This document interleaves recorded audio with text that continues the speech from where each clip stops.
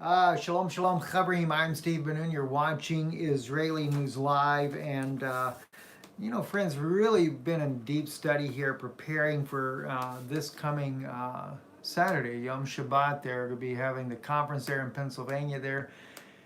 And but I got a really special bookend that I've been trying to get for a long time, and it was the Genesis scroll from the Qumran scrolls there, and being able to get this to actually see the fragments and look at the scholars, their opinions, and of course get to read it for myself. This has really been a blessing as well. And you'd be surprised sometimes, especially when we're looking at this conference coming up, this coming Yom Shabbat, this Saturday, the 14th of September, which, by the way, we're just about maxed out, I believe, too. So I don't know. I did approve a bunch more comments just the other day. And if you've commented there on the actual website itself, Israeli News Live, as of earlier this morning, I pretty much approved everybody else there because I think we had the room for everybody, so we should be good to go. But I don't know if we're going to have room for any more after that, because even though I've been given an idea of the size of this, if you're still interested, leave me a comment tonight. I will look at that in the morning there just to see, kind of get a rough draft of how many people we do have coming there. But from what I was told, I think we're still good. We're okay on the seating there. But we are pretty close to the max capacity, I think. So really can't wait to see our friends up there in Pennsylvania. They've done a lot of work to put this together, and we really thank them very much for that. We are going to film this conference here, and I will release this in DVD format. I think with one of Yana's, though, we are going to post that on Patreon, and we're thinking about seriously transcribing the messages there. We've got a sister, especially the one that I'm working on myself, Yana's, we definitely want to get transcribed as well. But this one here, this I don't even know how you'd call it. One way I like to call it the Trail of the Serpent, because we're dealing with this reptilian Nephilim that has come down, and it's actually, we see the prophecy in Genesis, and the wounding of the head, the wounding of Christ's heel. We see the fulfillment of that. We see, and I'm really taken through this whole very lengthy message, over 100 frames in PowerPoint already. My wife is actually going to open up the service, though, because Revelation 17 is part of my own part of the very this program I'm working on there, and she's got some very interesting a little short PowerPoint of about 20 minutes there that she's going to do to open that up, which will really help set the stage there, and then we'll go into it. I want to share a couple of things with you, though. For those of you that may not be aware of the Genesis, they call it Genesis Apocryphon. That's really, I think, it's not fair to say that about the book of Genesis that Moses wrote. And the only reason they do that is because when we deal with the story of Noah, we get a little bit more information in here. Now, a lot of the beginning of it is fragments, so you're only getting bits and pieces in that part there of what did survive. But we do have, and it's not the book of Enoch, but we do get the case of the giants. We do get the case of the intermingling of and he literally does call the angels. There's actually two different types. There were watchers, and there were heavenly sons of God, and of course it goes into the story of where I believe it was Lamech that was very concerned whether or not Noah was his son. This is literally in the book of Genesis. All this was there, and he was very much afraid, and it goes into detail how his wife recollected to him their beautiful time together, which kind of goes against Talmudic idea to begin with, because Talmudic way of thinking is that there's not supposed to be any pleasure whatsoever in the bedroom, which even in our own canon, Abraham, when Sarah says, "Shall I have pleasure with my Lord again?" Well, that goes against the Talmudic ideology, doesn't it? But there's just some very, very beautiful things in here that I just found amazing. And to actually, I've seen it online before, seen different clips of it, but to have it in my own hands and to read it for myself was really a blessing. And even Magog, we find out exactly where Magog is situated at based on the Genesis that we have here. And I haven't actually done the calculations to where it's at, but it does appear just from a brief summary in here that it probably is Turkey is where Magog is located at. But then it gets into the story of Abraham and Sarah, and a couple of things that I learned from here that I did not know before when you read this Genesis here is that when Abraham and Sarah crossed the Dead Sea, right there, the Jordan River as we know today that flows into the Dead Sea there, he says to his wife then, and I'll just, I'll relate this to you in English, I think I'll do no good to read it to you in Hebrew, because just fragments here. He enters into the great sea of salt, and after this, I said, how we have left our land and entered into the land of the sons of Ham, the land of Egypt.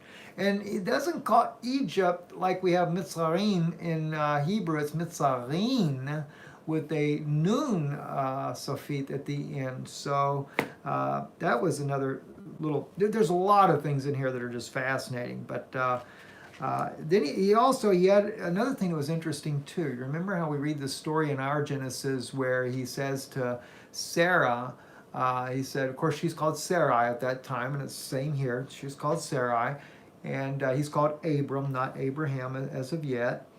And he relates the story about how that when he goes down there, they'll want to take her to be their wife. They'll kill him for her. Well, it's actually God warns him in a dream. This is how he even knows. He says, now Abram dreamt a dream in the night of my approach to the land of Egypt, and I saw in my dream that there was a single cedar and a single date palm having sprouted together from one root, and the sons of the humankind came seeking to cut down and uproot the cedar, thereby leaving the date palm by itself. These were referring to him and his wife. But he says, but the date palm cried out and said, do not cut down the cedar, for the two of us are sprung from one root. So the cedar was left on account of the date palm, and they did not cut it down. Well, he relates a dream to his wife, and for 5 years they were able to secretly live down in Egypt without anybody knowing about it, and finding out, being able to see her beauty, she kind of kept herself hidden away. But when it finally this happens, of course, we know the situation.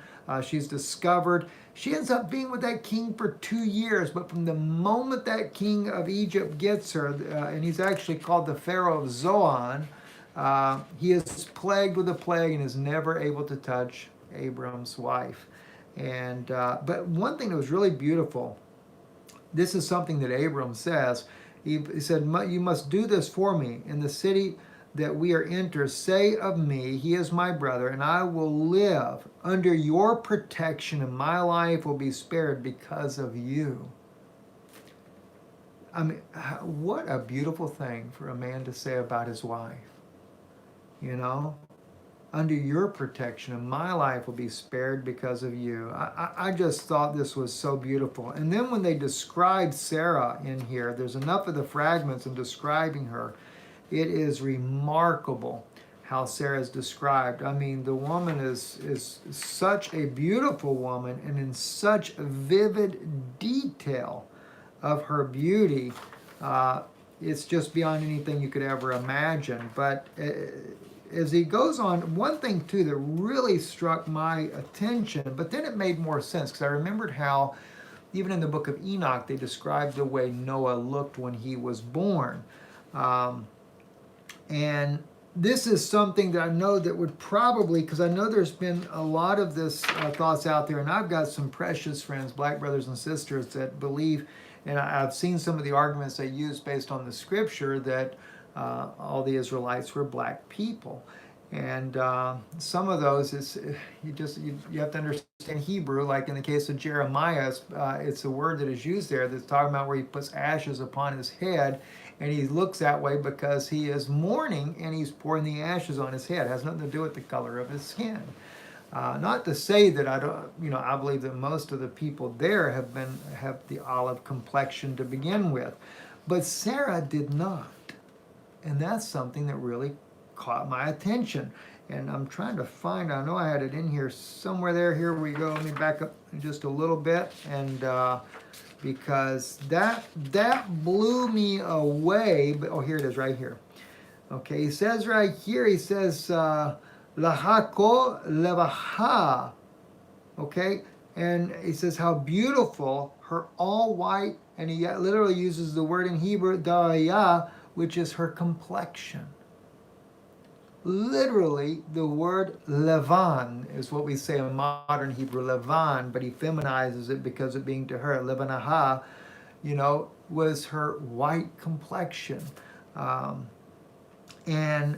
because for me it's never mattered. It didn't. I could care less what color they are. I just thank God that I can be a part of His kingdom and a part of this great, wonderful plan. But he goes on as he says, how beautiful her all white complexion, as for her arms, how beautiful they are, and her hands, how perfect they are. And every view of her hands is stimulating. How graceful are her palms, and how long and thin her fingers, and her hands, her feet. How beautiful, how perfectly shaped are her legs. And there is not a virgin or a bride who enters into the bridal chamber more beautiful than she. So just so many things that are written in this scroll here. And then the other thing that really stood out to me as well was Abram's love for Lot. This was his nephew, and but his love for Lot was absolutely amazing. When they departed from one another, it grieved Abram that Lot had left him. And of course, they did it because of the shepherds, and there was the strife between them that does bear into there, that happened. And I've said here, I read the entire scroll tonight, just in one night. I had to go through there and read this because it was just exciting for me to get this. So I apologize. I haven't made a news video, and of course preparing for the conference and things like that. But I wanted to at least a little bit tonight share some of these things with you. And then of course Melchizedek. We do have Melchizedek in the scroll. I was hoping maybe with all the excitement in here of things that are in this Genesis that are not in our Genesis, that maybe we might get a little bit more about Melchizedek. But we don't. It's Melchizedek, the king of Salem, brought out food and drink for Abram, for all the people who were with him, and he was a priest to the Most High God, and he blessed Abram, saying, "Blessed be Abram, the Most High God, the Lord of heaven and earth, and blessed be the Most High God." Okay, and so we don't get anything other than what we see in our own Genesis there. But there's other things, and I'll go back and spend some time and share some things with you in here that are really of an interest. Even down to the little bitty fragments. Adin, by the way, too, is the way that these fragments here say the word Lord. We normally say in Hebrew today they say Adonai, but it's Adin. Baruchat, Adin Baruchat is how you would say bless the Lord.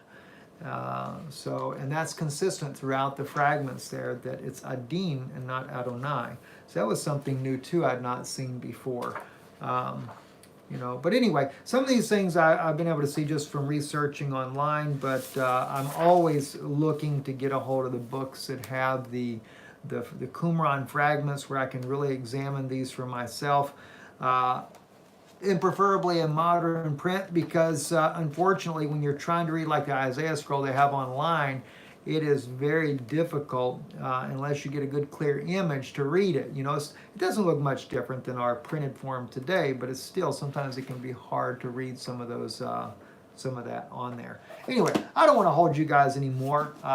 That's the book right there. And, this is volume 8A. I have some volumes already, but I don't have the complete volume set. Some of the ones I probably would not be interested in, like the rules and laws, things like that. It is interesting too, though, when Abram, another thing I'll just mention real quick, when Abram was down there, when he first went to Egypt, one of the things the men wanted to hear from him was the writings. And he had, according to the book of Genesis, he had 3 books of Enoch. And they sat there, they would not leave until he had read every single word from every book that he had of Enoch. They held the 3 books of Enoch in very high regard. So I thought that was interesting as well. And I do have in here some of the fragments of Enoch in here, but they're just very, very small fragments. So other than the fact that even in the book of Genesis, like I said, in the book of Genesis, this book of Genesis did relate the story before the flood in far greater detail. We get just a little tiny piece of it, but in this fragments, you can tell there was much, much more than what we have before that. But we also saw they had fragments from several different books of Noah, but again, just very small fragments in there, so you can't really make head or tails out of other than what maybe the Ethiopic version has. And I know there's been issues that in that version that Ethiopic version has, because they talk about the height of the watchers, and they say, well, how could they cohabitate with women, because these heights are some amazing, unbelievable type of heights. But there's also other writings that talk about how that they could transform down to the size of a human man, including those watchers could transform as if they were their husbands. So at any rate, I like this because when it comes from Qumran, that is believed to be some of the library that was from the temple that was taken there by the Zadokite priesthood. And of course, we can't wait to this weekend and get all this information processed for you. We do have a sister that's going to transcribe this as well, so we're hoping to put this together in both DVD format as well as in some kind of a little booklet form, because I think you really, really are going to want to know just exactly. And some of this information I've shared with you guys before, but this will be the first time where I really sit down. It's going to be about a 4-hour message and lay out everything that I've been able to find, including I will be using excerpts from Qumran that help make the case of what we're sharing here. So, and we'll be going from Genesis to Revelation, and I don't get into all the details of Revelation, but what I'm doing is I'm taking the pieces of that puzzle that fit together, that you can see exactly how Satan has moved along, and of course leading up to the Antichrist himself that will come in this last day. I'm Steve Benoon. You're watching Israeli News Live. Thank you for watching. Thank you for the support of the ministry that you do, and God bless you. Erev Tov.